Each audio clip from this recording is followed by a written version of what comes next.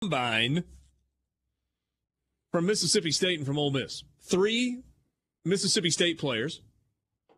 No big surprises here, right? Nah, Charles Cross. 3, yeah. Charles Cross, And Martin Emerson, Mekhi Polk from Mississippi State. And when I was thinking about that, I was like, there's not really another, like, who else is there? What other seniors are there? No, they're not. Everybody's coming back. Yeah.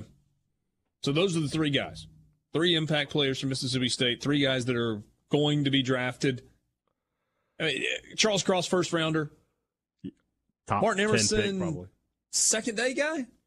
Saw a mock that had him as the 62nd pick, so that would be a second-round pick if that were to come to be to pass. Come to be to pass, I said. That's right. Come to be to pass. And then Mekhi Polk? Would be surprised if he's drafted. Okay. But he'll get a chance. Yeah. Certainly a lot of production. And if he goes and performs really well at the Combine, who knows? Did you know this? Here's a did you know. Do you know who the last Mississippi State wide receiver to be, not first-round pick, just drafted in the NFL was? I mean, I'm not going to take the low-hanging fruit and say it was Eric Moulds. It was Eric Moulds. No. That's the last Mississippi State receiver to be drafted in the NFL, 1996.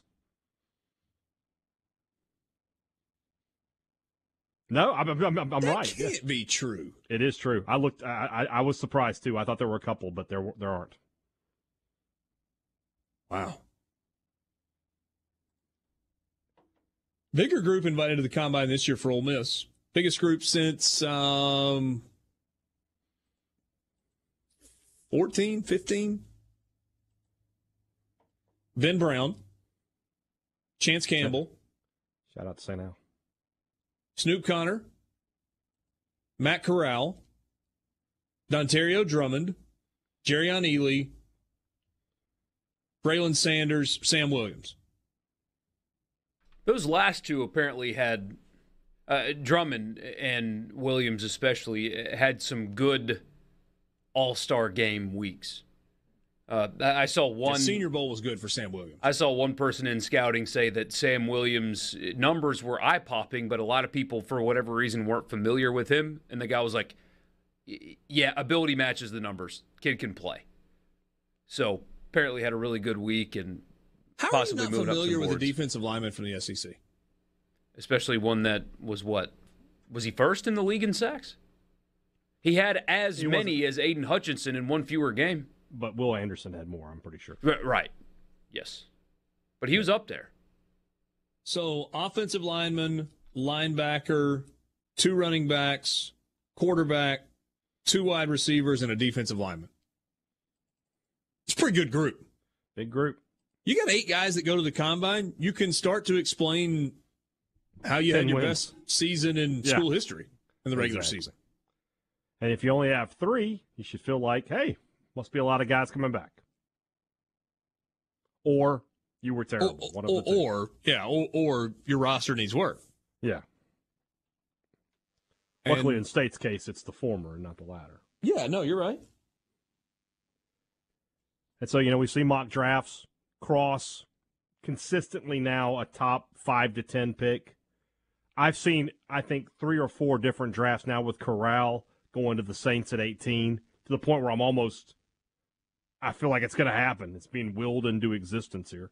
Borky, you saw one yesterday that was interesting. Yeah. Yeah, had him going to Tampa down at 27, which would be great for Matt.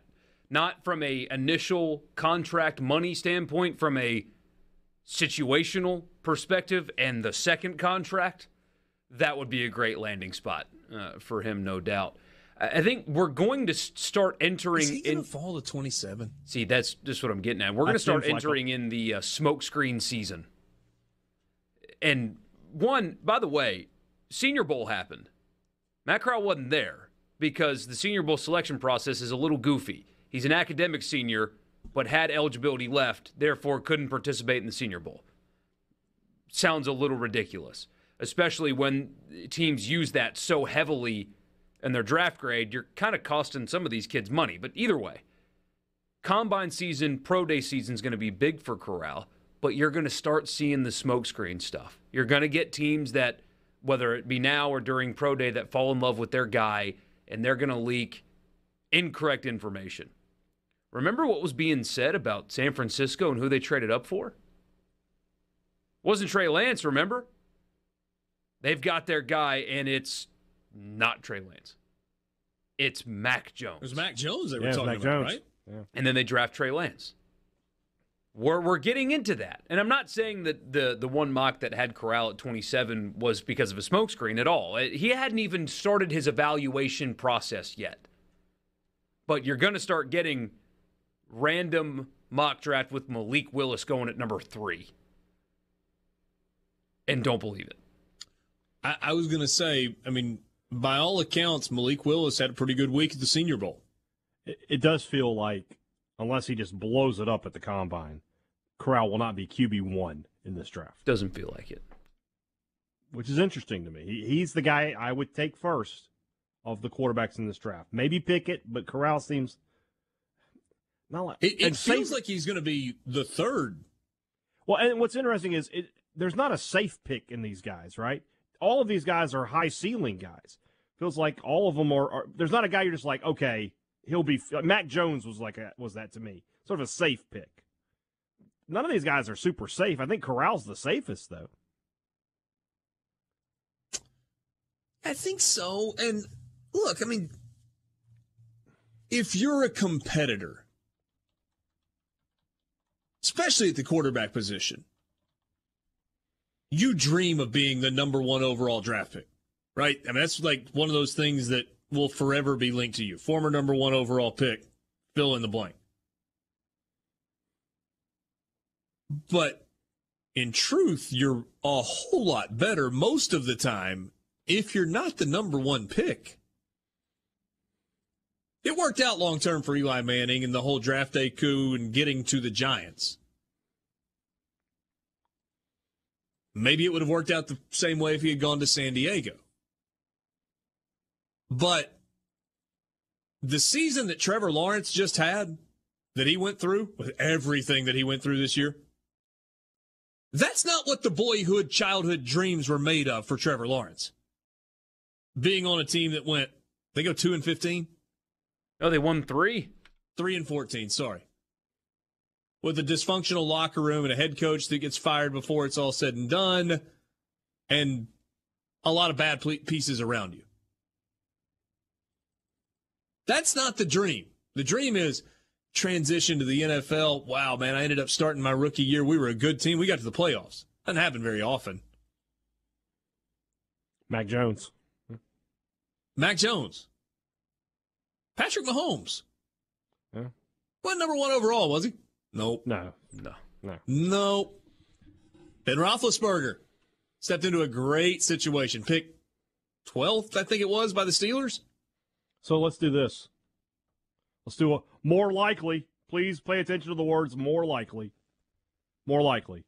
Corral first quarterback off the board. Charles Cross first pick of the draft. Cross first pick. Yeah, I mean, I think that's more likely, and it's more likely because it is not even a remote stretch to say that the Jaguars want to help Trevor Lawrence, and if their evaluations are Charles Cross is the best offensive lineman, then yes, there's a route to him being the number 1 overall pick. I think the first pick's going to be a left tackle, but there's the 3 guys. The North Carolina NC State, whose name I can't pronounce, and then Evan Neal, and then Charles Cross. So this combine is big for Cross. Obviously couldn't do the Senior Bowl as a junior. If he goes up there and impresses, he could become the number 1 pick.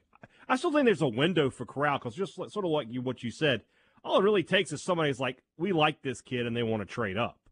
And his evaluation period hasn't started yet. So when people are talking about, Desmond Ridder, he's now QB1 in the draft. Yeah. Watch him play. He better not be, first of all. And second of all, Desmond Ridder had a good Senior Bowl also. And he got started. So and you don't have to trade up to 1, 2, 3 to get a quarterback here. You could trade up to like 9, 10 and probably still get the top